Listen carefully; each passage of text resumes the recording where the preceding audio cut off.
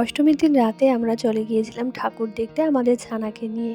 তো এই যে ওর সাথে এটা আমার ১ম ঠাকুর দেখা এই বছরের। তো আমার ছানাকে নতুন জামা প্যান্ট পরিয়ে দিয়েছি। আমিও একটা নতুন শাড়ি পরে নিয়েছি। আমরা এসেছি ওই পাড়ার কিছু কয়েকটা ঠাকুর দেখতে।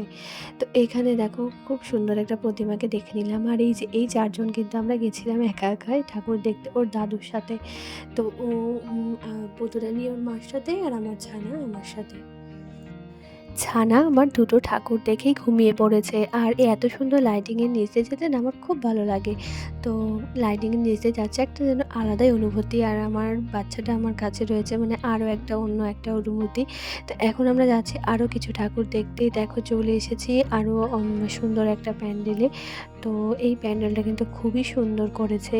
আর প্যান্ডেলগুলোতে এত ভিড় কি বলবো, সব প্যান্ডেলে তো আমরা ঢুকতে পারিনি।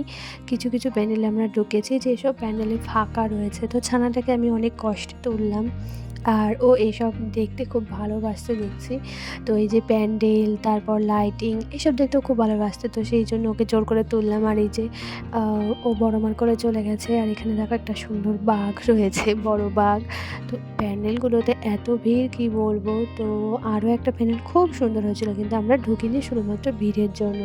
চারপাশে যা সব শুনছি, তো ভিড়ের মধ্যে বাচ্চাকে নিয়ে সত্যিই খুব অসম্ভব ব্যাপার ঠাকুর দেখা। তো সেই জন্য দেখো লাইটিংগুলোকে ঘাড় উঁচু উঁচু করে দেখছে।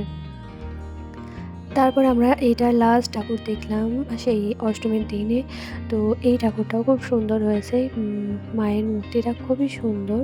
তো তারপরে ঠাকুর দেখে আমরা চলে গেলাম চড়ুইভাতি বলে একটা রেস্টুরেন্ট আছে সেখানে। তো সেখানে আমরা একটু কিছু খাওয়া দাওয়া করে তারপর বাড়ি চলে গেলাম। দেখো আমরা যেটা নিয়েছিলাম সেটা হচ্ছে মিক্সড ফ্রায়েড রাইস আর হচ্ছে মাটন কষা।